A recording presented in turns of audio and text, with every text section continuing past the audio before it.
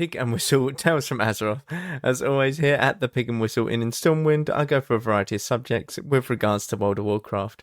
So grab a bottle or a pint, sit back and enjoy. This midweek episode, we'll be going over the forums once again, as 10.2 has been released. We have had a week of it now. And EU has reset by the time that this episode comes out. NA would have reset, and NA has already started the Race to World First, which I'll probably be covering next week because it usually takes several days to really get going. They haven't really started Mythic raiding yet.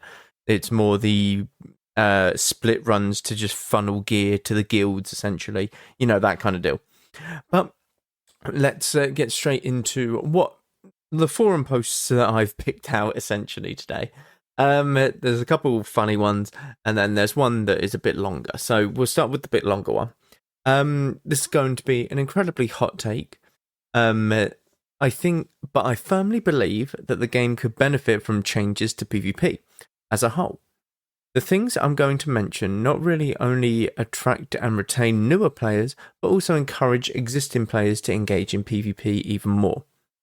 So, okay, that's not a bad start. We like to attract new players in PvP and PvE, and encourage people in PvP as well as PvE. So let's see what they have to say. Gear normalization, scaling, or whatever you want to call it. The only factor in PvP should be skill. I don't disagree. How many times have you seen a person with 200k health in a battleground? That person just gets targeted and one-shot repeatedly. They can't do any meaningful damage, even if they survive long enough to get a few abilities out. They are simply a hindrance to the team. This is a problem. I do understand the frustration. I do understand it. In order to be competitive in PvP, you need at least honor gear. While not difficult to obtain, there is still some process to getting it. Assuming that they don't give up during the process, a newbie or a fresh 70 ult would have to essentially spend a few games AFKing to get the honor needed to properly play. That's not fun. I do kind of agree with it not being fun, but there is some enjoyment out of being sort of more of a stealth class. You know, you're under geared, you try and take a 1v1 and you really try and prove your skill to that person, you know. There's always that sort of element to it. Plus, they can be useful. They CC wise, you can cyclone if you're a druid, you can CC if you're a rogue, CC if you're a warrior. Just slow down a flag carrier. You know, you can just be a sort of hindrance to the other team sometimes. But I do understand what he's meaning. Battleground Blitz has been great because all the gear is scaled. I feel I can swap characters at any moment, buy a couple of verse pieces off the auction house, and just hop into a battleground. That's the kind of accessibility Blizzard needs. I do agree. It needs to be a little bit easier to go into Battlegrounds, but I think they have addressed this. So this season, Season 3 of Dragonflight, you can now buy an honor token. So these honor tokens, you spend 2,500 honor and you can send this to any character. And when you use this on a different character, it will give you 1,500 honor back. So you can essentially send honor to your ults and they can gear up via them now, which is really, really important. This is something that people have been crying out for since probably Shadowlands, Warlords of Draenor, even like if you go back super far. It's a very important step which they've taken, and it's very nice for gearing ults that you just want to try, essentially. You don't want to walk into a arena without having any sort of PvP pieces on you. This allows you to, if you play on your main regularly, get more and more pieces and actually just hop straight into a battleground to enjoy yourself, or arenas. So I think that they have kind of already addressed this. Gear normalization, I think that they've gone in such a good direction with it. If you look back at Shadowlands, it was you had to upgrade a piece of gear 9 times for it to be at the perfect level. Now, you had them hidden behind certain brackets in PvP.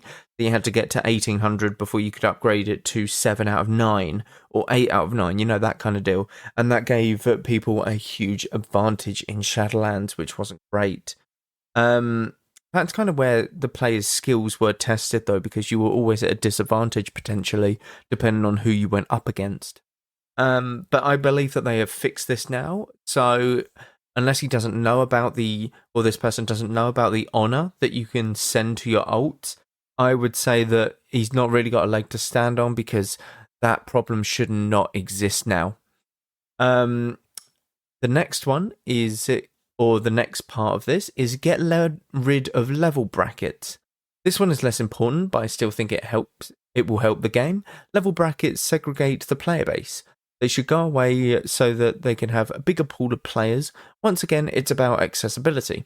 New players can compete right away, and existing players are able to play what they want, when they want.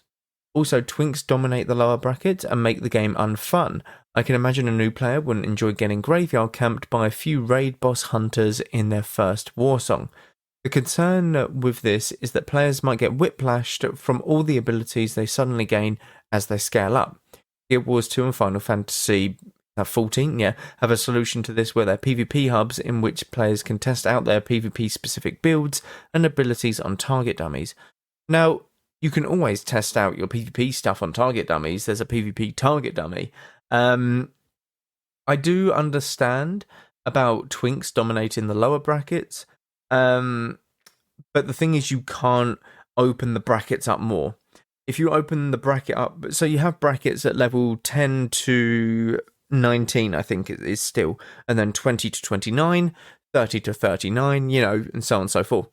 If you open it up from level 10 to 20, or 10 to 29, you have level 29 players who enter that battleground who have level 28 and 29 abilities. And if you enter it at a level 10, you might get scaled up to level 29, but you wouldn't have them abilities. If you did have them abilities, you would get them all at the same time, and you would be overwhelmed with them if you are a newer player. So you cannot open this up without having more problems. I think people who are newer to the game do not understand the core concept of PvP at the start, and I don't think you should be doing PvP at that start if you are one of the lower levels and you are newer to the game. I don't think you should be going into any sort of PvP content at that lower level if you're a newer player, purely on the basis of the game is run on the fundamentals of or the understanding of the game, such as spell abilities, how they interact with each other, what crowd control is, are you able to take on this person because you have cooldowns or not, that kind of deal. The matchups, like, I'm shit against a Death Knight as a Boomkin, but I'm amazing against, say, I don't know, a rogue who I can fairy fire, which is a disarm, who I can bash, who I can root, anything like that. It's not the most ideal situation, but it is what it is. Maybe I'm good against like a priest or something along them lines. Something like that. And people who are just starting the game don't understand these, and getting thrown into something like that at a lower level is something that you'd have to willingly do. But I do understand that twinks in these lower brackets can be a bit annoying. Maybe there should be like a twink only battleground where you can really show off. That would be very cool, but I would imagine it's a very long queue time. And then you obviously have a bit more of a easier bracket. And the way that you distinguish this is by checking the person's item level on them.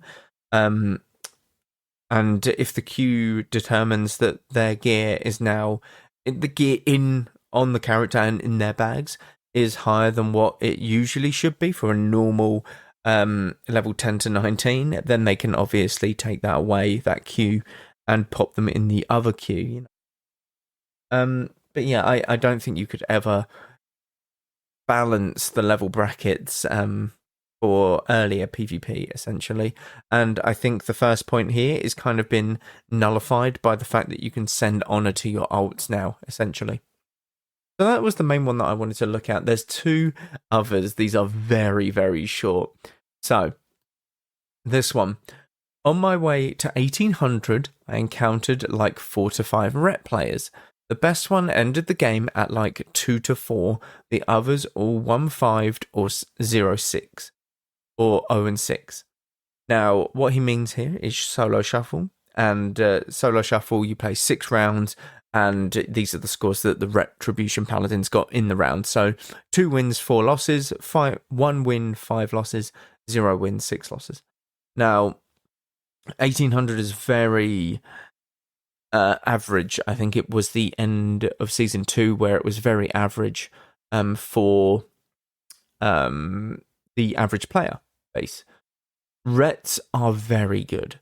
I cannot tell you how good Rets are. The reason Rets don't do well, and there are a lot around the average rating and lower, are because they don't understand the utility of the class. They just think it is a Zug class, and you just turn your brain off and sort of go, ape mode and charge at someone and just press your damaging abilities. It's not like that at all. Blessing a Sanctuary can get your healer out of fears, stuns, and reduce the duration of them or any incoming fears and stuns by 50%. You have Freedom that you can use on an ally. You have off heals. You have Hand of Sacrifice. You have Blessing of Protection for allies. You have Bubble. So many paladins die without using Bubble. They have so much utility in the game that this is what makes them strong. Now, people who don't, or people who think that Retribution Paladins are weak, is because they don't utilize their utility. So those who are an average Retribution Paladin or below tend to slack with their utility compared to those who are higher than average on Retribution Paladin. That's as simple as it is. This one is what's going to end it, and this is quality. We seriously can't upgrade Hellbloom gear bought last week. Update: Blizzard sucks. Who cares? This dampener season will be dead in a few weeks. The season for EU hasn't even started yet, and this guy is saying that it's going to be dead in a few weeks. So this guy, Hellbloom gear, is the bloody token gear that essentially you can buy for the first week of Emerald Dream Patch. Now, Blizzard have been putting posts up, and there's loads of posts on Wowhead saying that you can't upgrade this gear and stuff like that, and that the gear that is upgradable with the Trophy of Strife is going to be available this week. And people clearly don't look at what news is, they just expect gear to be upgradable. And this guy is essentially just salty and annoyed that he bought gear that is not upgradable this week, even though the gear that he bought is still 23 item levels higher than what the previous Conquest gear was. So it's still an upgrade, but now he has to get another set to upgrade his gear again. That's not so bad. You went up 20 item levels in 1 week, and now that there's PvP gear that is better, which is only 13 item levels higher, you're upset and you're calling that essentially the entire season will be dead in a few weeks and that Blizzard suck. That's on you for not checking out what's happening, and I just don't get the thoughts that go into through these people. So there is literally a blue post a few days ago that was put here. Trophies of Strife will be used to purchase the upgraded versions of the War Mode gear, 800 or 486 PvP item level, directly from Militia herself. These items will only cost bloody tokens and Trophy of Strife. You do not need the base item to upgrade. This is a actual post from World of Warcraft, from Blizzard, that was posted, but this guy clearly didn't see. So this guy just puts in response, why is it okay to assume everyone studies the forums up and down every single day? This isn't acceptable communication. This is acceptable communication. This is the normal way that Blizzard have been communicating for years at this point. This also clearly does not say base item will not be upgradable, just that there is a piece you can buy that won't require the base. That isn't clear at all. Now, this guy is he's one of them people that you can't reason with. And what we do to these people is we just ignore them. They're the best to ignore. They're the ones that make the forums actually look bad because it's just a lot of people crying. But in reality, if you go through the forums, there's actually a lot of good in here and a lot of good questions and stuff like that.